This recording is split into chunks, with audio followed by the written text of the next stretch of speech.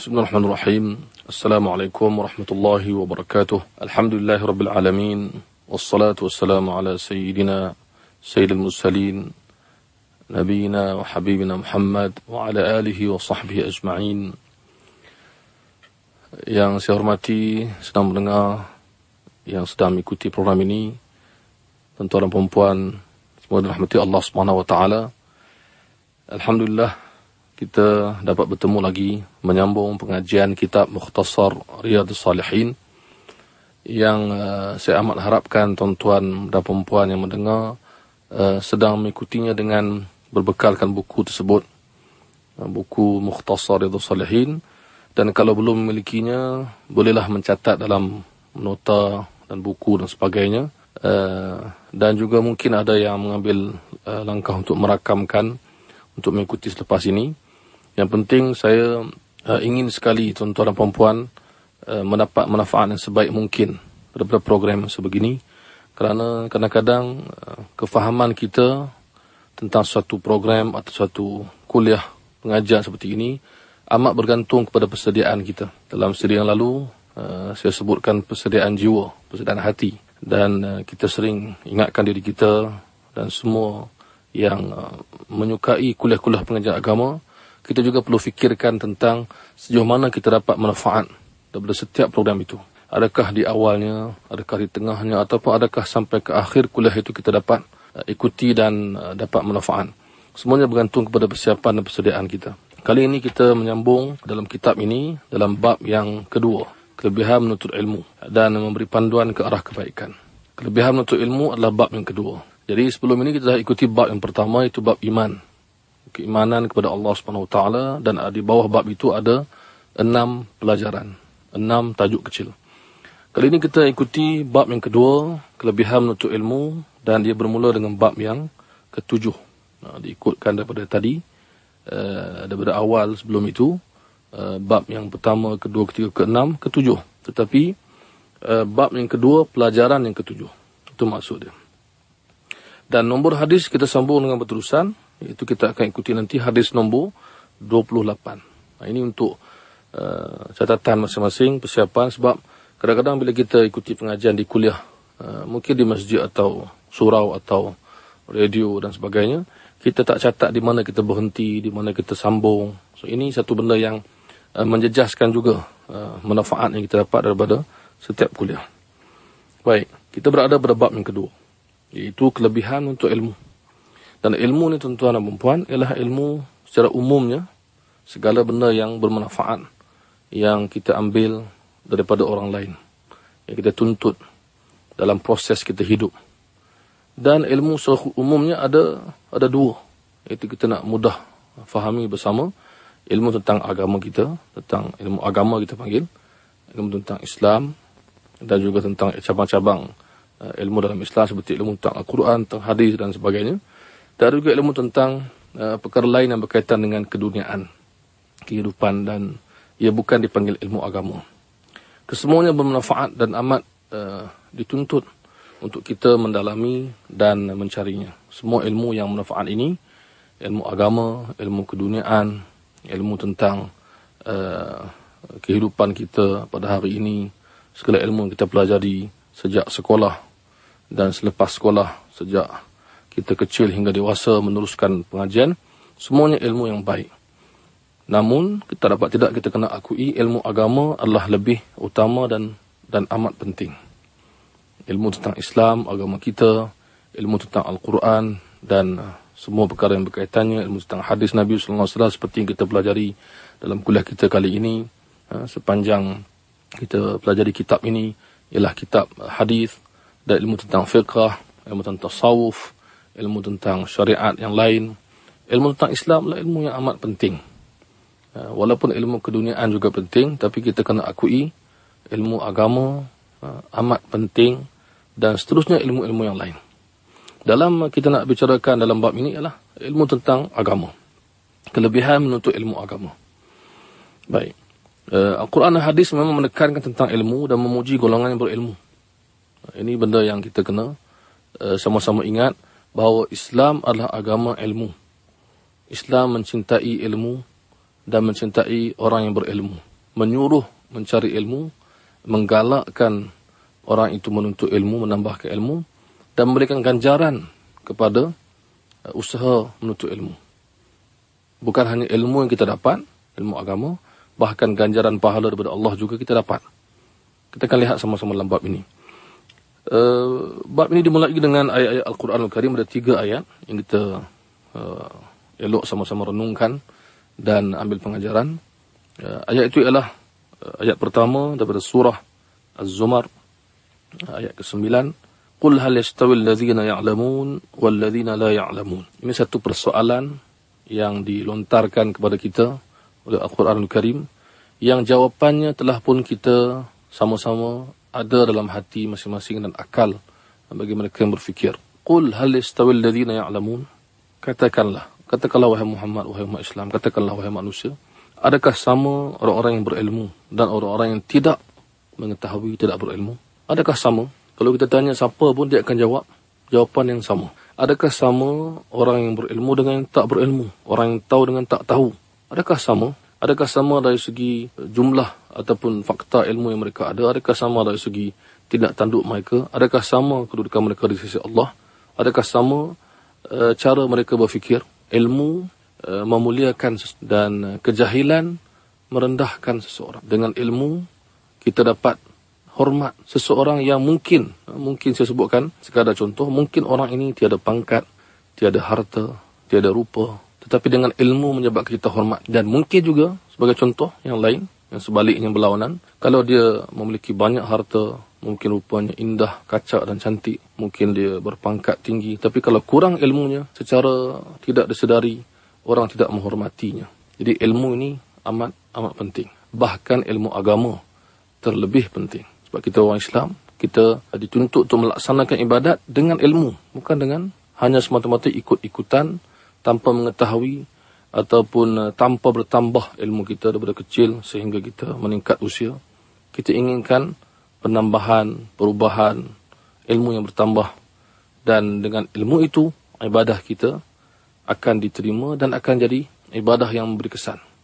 Baik, secara umumnya begitu. Soalan yang tinggalkan jawapannya kepada hati kita untuk menjawabnya. Adakah sama orang berilmu dengan tak berilmu? Sama ke tuan-tuan? Tuan-tuan jawab sendiri, saya pun jawab sendiri. Masing-masing tahu jawapan dia. Kemudian seterusnya ialah ayat pada surah Al-Mujadalah, iaitu ayat Yarfa'illahu alladhina amanu minkum walladhina utul ilma darajat. Ayat ini menceritakan Allah Subhanahu wa taala memuliakan dan mengangkat darjat kedudukan sebahagian manusia. Kerana apa? Kerana mereka disebutkan berilmu. Allah SWT mengangkat darjat manusia dengan pelbagai sebab. Dari antara sebab Allah mengangkat darjat itu ialah ilmu. Jadi ayat ini memberikan makna yang amat besar dan mendalam jika kita renung bersama-sama. Pertama, ia adalah ayat ini memberitahu kita bahawa ia adalah darjat dan kedudukan di sisi Allah, bukan hanya dalam kalangan manusia. Di sisi Allah SWT, maka ia adalah amat hebat dan amat benar dan amat berguna dan amat kekal sehingga ke akhirat insya-Allah. Bila Allah memuliakan seseorang itu, maka Allah mengasihinya dan dia akan bahagia dunia dan akhirat insya-Allah. Ia bukan hanya semata-mata mengangkat darjat di dunia, tetapi juga di akhirat. Kita kena faham bahawa pertamanya ialah ayat ini menjelaskan darjat itu di sisi Allah, bukan di sisi manusia sahaja. Kalau kita lihat tadi, kita bagi contoh, orang berilmu, manusia muliakan dia. Tetapi perlu diingat bahawa ilmu agama dicampur dengan keikhlasannya, kesungguhannya, akan mendatangkan kemuliaannya bukan hanya di kalangan manusia, tapi juga di sisi Allah Subhanahu wa taala dan di sisi para malaikat. Maka ini satu benda yang amat penting. Yang kedua, ayat ini juga menyebutkan bahawa darajat, dengan banyak darjat dan kedudukan. Kita tak tahu, hanya Allah yang tahu bahawa banyak darjat kedudukan yang Allah beri dan Allah angkat seseorang yang berilmu itu, hanya Allah yang tahu. Ia bukan satu level, mungkin banyak level, mungkin banyak martabat. Kalau di dunia ini ada pangkat-pangkatnya dalam semua bidang, dalam pekerjaan atau dalam apa juga, akademik dan sebagainya, di sisi Allah juga begitu. Maka Allah mengangkat, hanya Allah yang tahu berapakah tingginya darjat seseorang yang berilmu, iaitu mendalami tentang tentang agama. Jadi ayat ini penting, menyebutkan kelebihan orang yang berilmu. Dan seterusnya pula ialah ayat daripada surah Fatir. Ada 3 ayat tadi. Iaitu ayat pertama tadi bertanya tentang adakah sama? Jawapannya, tak sama. Tidak akan sama orang berilmu dengan orang tidak berilmu. Tentang agama khususnya. Ayat kedua menceritakan tentang Allah mengangkat darjat kedudukan itu di sisi Allah SWT. Ia diangkat dan dimuliakan. Dan dalam ayat yang ketiga ini, ayat surah Fatir, Allah mengingatkan kita, innama yakhshallaha min ibadihi al-ulama. Allah menceritakan tentang antara hasil dan faedah dan juga perkara yang diinginkan daripada ilmu itu ialah ia mendatangkan rasa takut kepada Allah Subhanahu wa taala. Ayat ini menjelaskan bahawa orang berilmu, bila dia menuntut ilmu agama dengan ikhlas, ia dapat ilmu, ia dapat kelebihan, dan ia juga dapat menambahkan dan mendatangkan rasa takut kepada Allah SWT. Dan kita telah pun sebutkan dalam bab yang terdahulu, dalam kuliah-kuliah yang lalu, tentang al-khawf, takut kepada Allah. Jadi kalau kita fikirkan bersama, untuk takut kepada Allah, seseorang perlu ada ilmu, mengenal Allah SWT, mengenal sifat-sifatnya yang mulia, mengenal ganjaran dan azab yang diberikan, sama ada ganjaran kepada orang beriman dan azab kepada orang yang tidak mentaati Allah SWT. Semuanya ada dalam ilmu yang dituntut. Jadi ayat ini menunjukkan kepada kita bahawa kita ingat balik apa yang kita belajar sebelum ini dalam hadis yang lalu. Iaitu ayat ini menceritakan sama seperti yang kita ceritakan dahulu, bagaimana takut kepada Allah SWT ialah satu rasa, satu kedudukan yang amat penting. Maka bagaimanakah cara untuk mendapatkannya? Antara caranya ialah menuntut ilmu agama, mengenal Allah dan mengenal Rasul sallallahu alaihi wasallam. Dalam masa yang sama kita dapat hasil, dalam masa yang sama juga kita mendapat kelebihan daripada Allah SWT. Allah beri kita ilmu dan Allah beri kita rasa takut kepada Dia. Ilmu itu penting. Sebab itu saya teringat kata-kata Sayyidina Ali radhiyallahu anhu bahawa antara ilmu dengan harta, harta itu kita yang jaga dia. Tetapi ilmu itu yang menjaga kita. Dengan ilmu, kita terpelihara daripada banyak perkara yang buruk.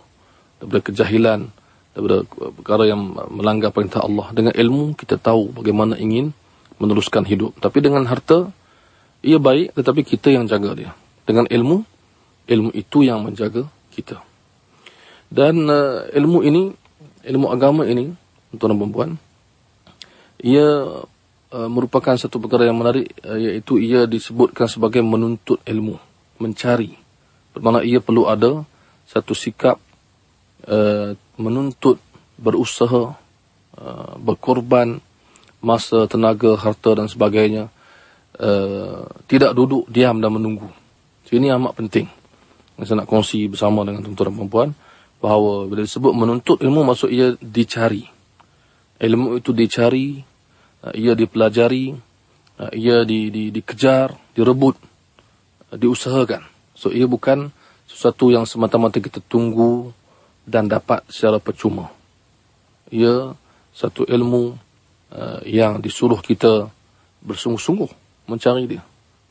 Jadi bila kita belajar, sebagai contoh tuan-tuan dan perempuan belajar melalui kuliah di sana sini, termasuk di dalam program ini di Radio IKIM, kita perlu fahami bahawa ilmu itu memerlukan pengorbanan, memerlukan usaha, kadang-kadang memerlukan kesabaran dan memerlukan semangat. Dituntut dengan semangat, dengan kesabaran, dengan bersungguh-sungguh, maka ilmu agama ini dengan usaha-usaha tadi, Allah berikan kita lebih daripada ilmu.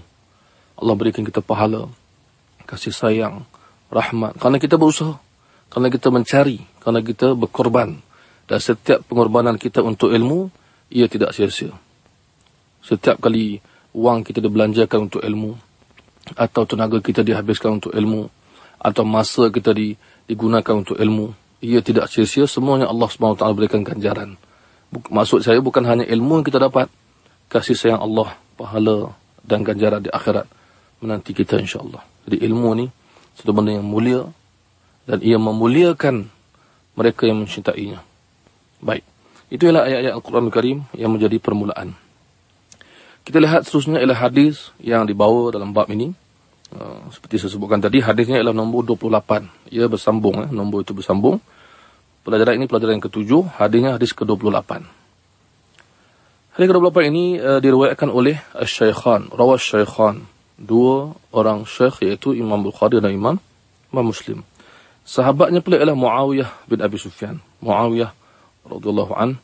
Sahabat ni kita tahu bahawa ia ramai, dan di antara mereka ialah yang terkenal, di antara mereka ialah yang jarang kita dengar.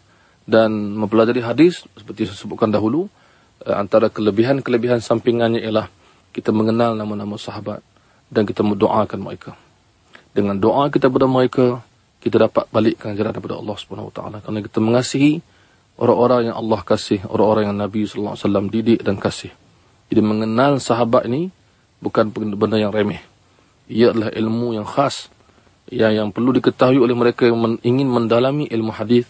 Mereka perlu mengenal para sahabat, mempelajari tentang para sahabat. Dan kita juga, walaupun kita tidak mendalam dalam bidang hadis, tapi kita perlu tahu juga sahabat, sebab kita kasihkan mereka. Sebab mereka lah yang memelihara agama ini untuk kita, berjasa kepada umat, menyampaikan warisan ilmu itu daripada Nabi SAW kepada umat selepas itu. Kali ini kita bertemu dengan sahabat bernama Muawiyah bin Abi Sufyan, iaitu seorang sahabat yang juga seorang pemimpin yang terkenal di zaman Nabi dan juga di zaman para sahabat, para khalifah, dan juga zaman selepas itu. Dia memeluk Islam ketika usia muda, 20-an, dan beliau merupakan sahabat-sahabat atau sahabat Nabi yang mempunyai ciri-ciri kepimpinan, yang ada nilai kepimpinan, yang ada kualiti yang tinggi sehingga dilantik menjadi gubernur dan juga dilantik menjadi khalifah selepas Sayyidina Ali dan Sayyidina Hasan bin Ali radhiyallahu anhuma. Muawiyah mengambil alih pemerintahan dan memerintah hampir 20 tahun lamanya.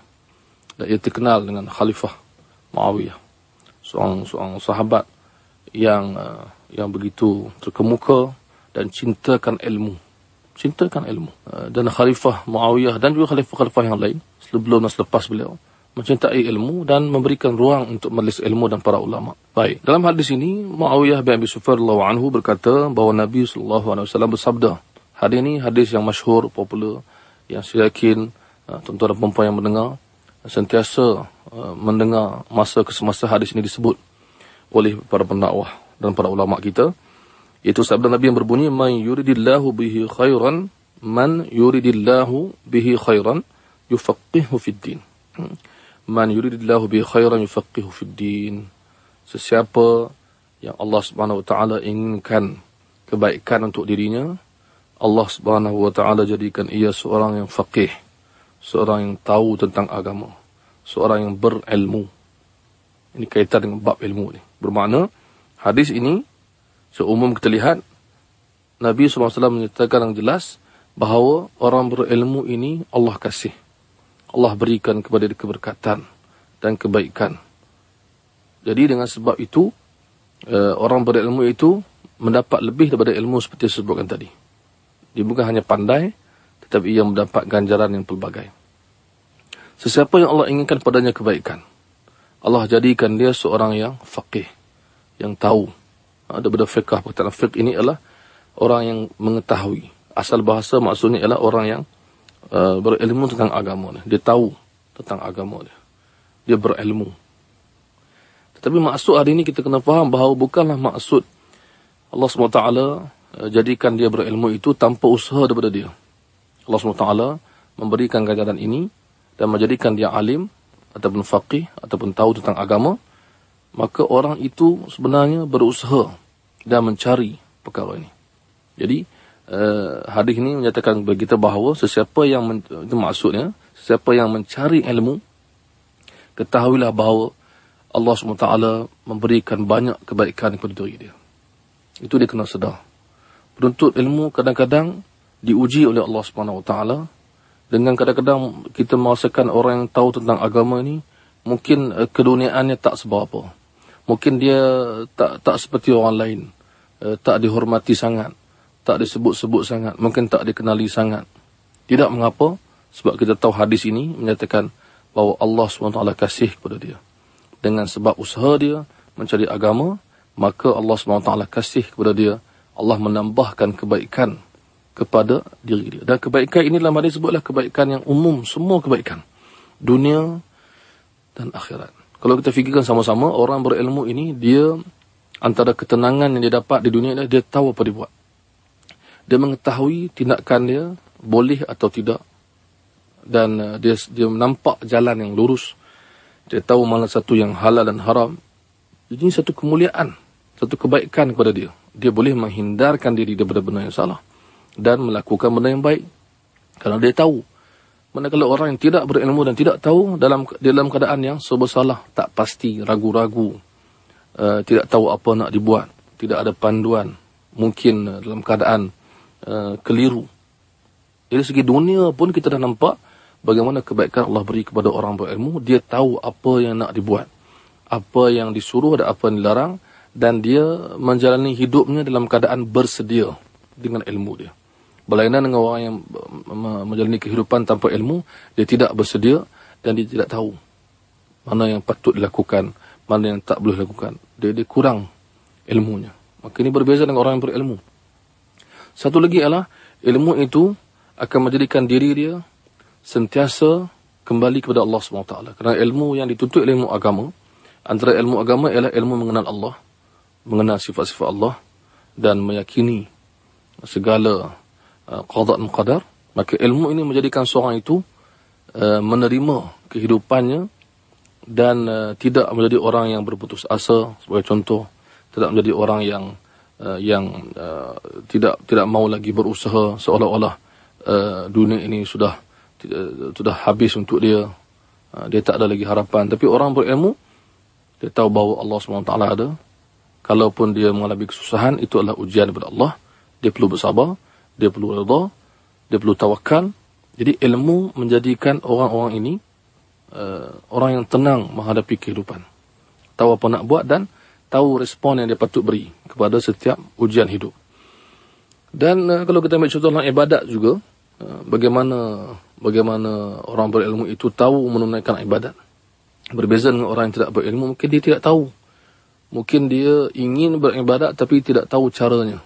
Maka orang berilmu akan berjaya menunaikan ibadat dalam keadaan yang lebih sempurna dan lebih baik daripada orang yang tidak berilmu. Ini kebaikan di dunia. Kalau kita cerita pasal akhirat, Masya Allah, lebih besar lagi. Iaitu orang beriman dan berilmu, Allah angkat darjat mereka, seperti kita sebutkan tadi.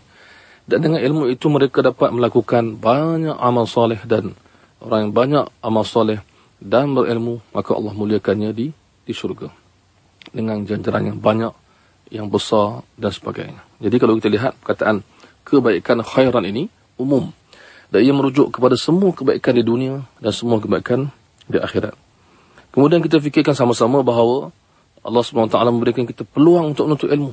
Satu benda yang saya nak kita sama-sama hayati ialah tiada halangan untuk kita menuntut ilmu agama. Tiada sesiapa yang boleh menahan kita, menghalang kita, menyekat kita. Peluang terbuka untuk semua.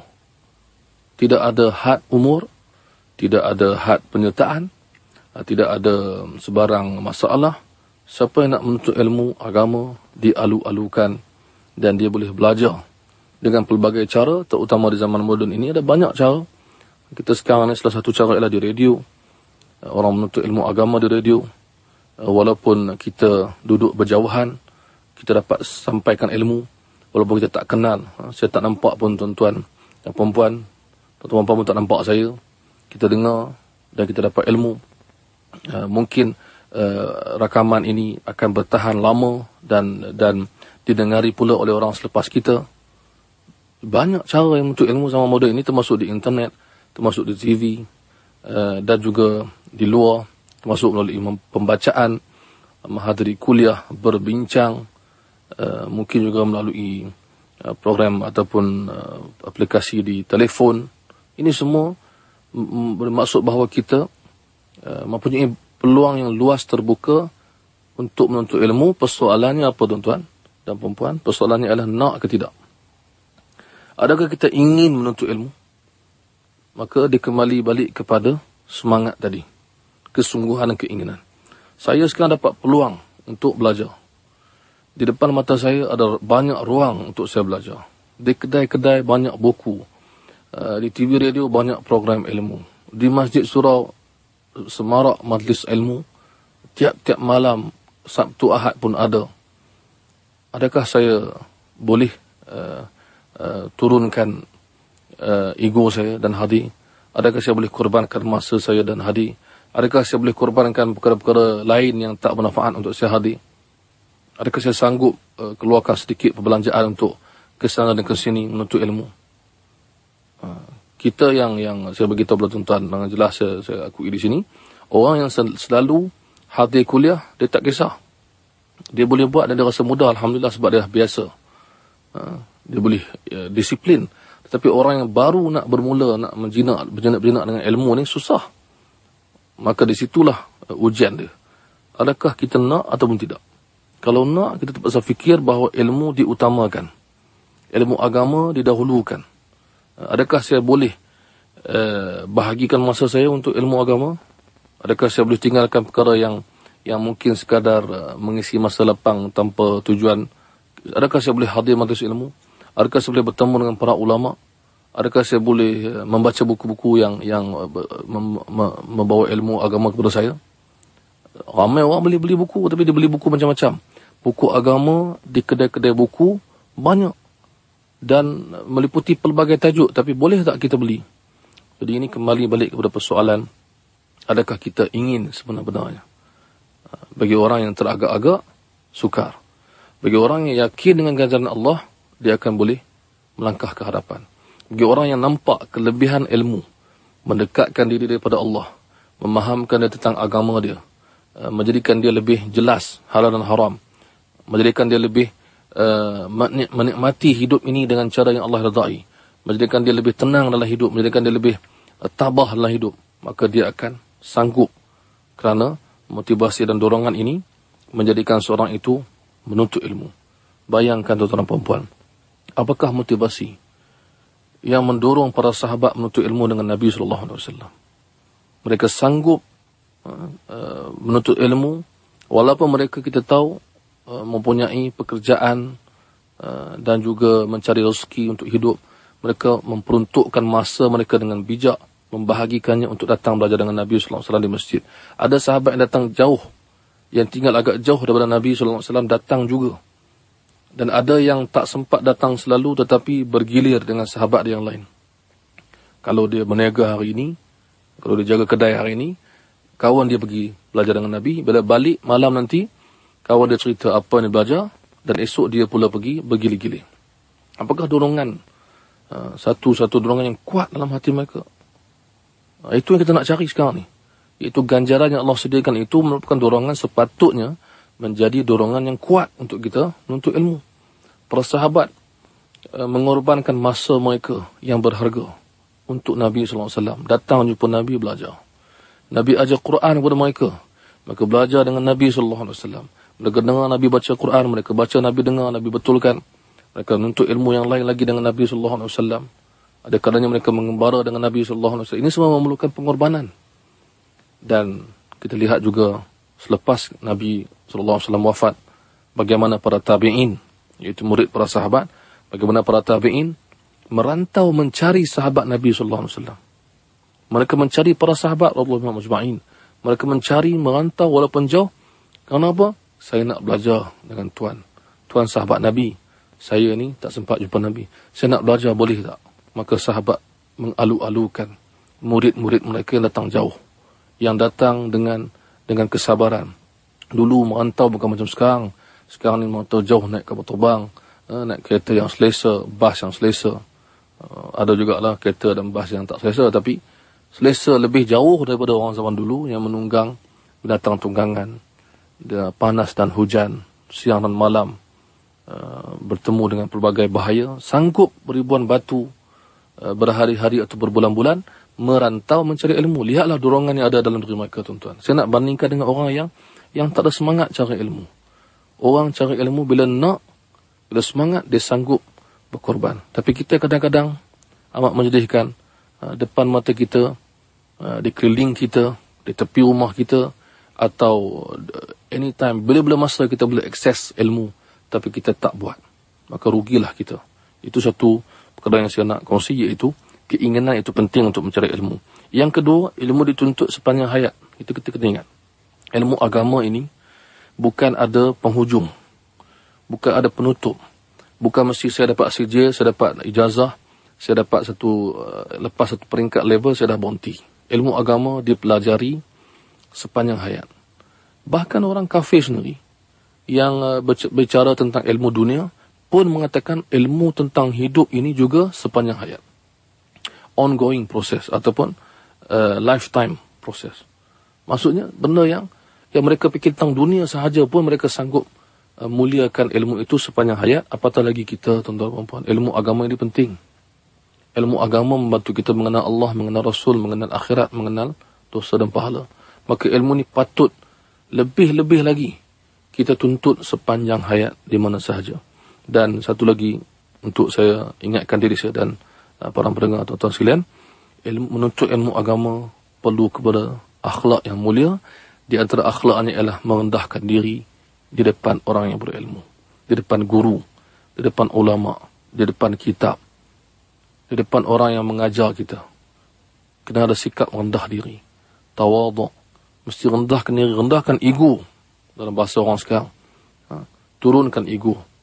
Kalaulah kita nak menuntut ilmu, dalam hati kita ada ego, kita akan jadi orang yang agak memilih ataupun terlalu memilih. Ini tak boleh belajar kat sini. Ni tak open standard.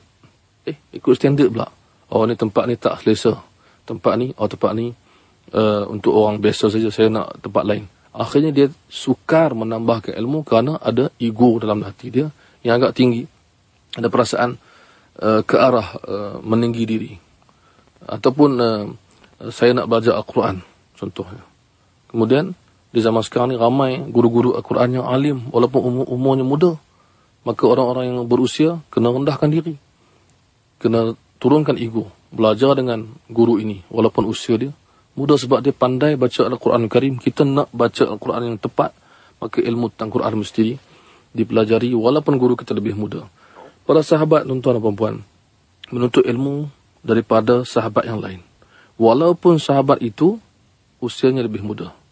Ini satu kesungguhan di kalangan sahabat Nabi sallallahu alaihi wasallam, di kalangan para sahabat radhiyallahu alaihim ajma'in. Mereka benar-benar menghayati ajaran Nabi sallallahu alaihi wasallam. Dan kita diajak oleh Nabi sallallahu alaihi wasallam, kita mesti menuntut ilmu dan mesti merendahkan diri kepada orang yang berilmu. Insya-Allah bila kita tunduk, bila kita bukakan pintu hati kita, maka ilmu itu akan membuka pintunya kepada kita. Itu yang saya nak kongsi bersama pada kali ini dalam siri ini. Dan kita telah melihat 3 ayat Al-Quran dan melihat 1 hadis Nabi SAW.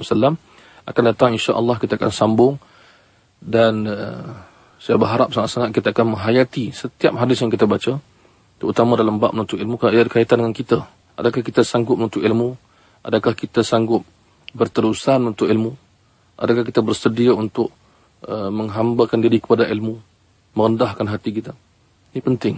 Samping kita belajar, kita menilai diri kita.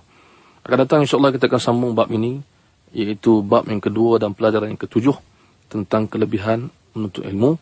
Semoga tuan-tuan, perempuan yang mendengar dan saya sendiri, kita semua dikurniakan Allah SWT sikap rendah diri, juga kesungguhan yang berterusan, yang sanggup mengorbankan sebahagian masa, tenaga dan wang ringgit kita untuk mendapatkan ilmu agama yang memaham kita tentang urusan agama Allah ini, mengenal Allah SWT, mengenal Rasul SAW, mengenal halal dan haram. Ini ilmu agama yang amat besar. Dan ilmu sebegini menuntut kita untuk membuat sedikit pengorbanan, meluangkan sedikit masa, membelanjakan sedikit harta, dan juga tenaga. Dan juga kita mungkin, saya beritahu ini, mungkin sebagian orang, dia adalah orang yang sukar nak buang sikap dia yang sia-sia, maka dia perlukan pengorbanan lebih besar. Maka dia kena korbankan untuk dapatkan ilmu agama ini satu hadiah daripada Allah SWT kepada kita. Cuma persoalan adakah kita mampu, sanggup, ingin, semangat menerima hadiah tersebut. Semoga kita termasuk dalam golongan itu. InsyaAllah kita akan sambung sejak akan datang dalam bab kelebihan untuk ilmu dan sebagainya. Semoga Allah SWT menjadikan pertemuan kita pada kali ini satu amal soleh dan ilmu yang bermanfaat. Wallahu a'lam. Bertemu lagi sejak akan datang. Wassalamualaikum warahmatullahi wabarakatuh.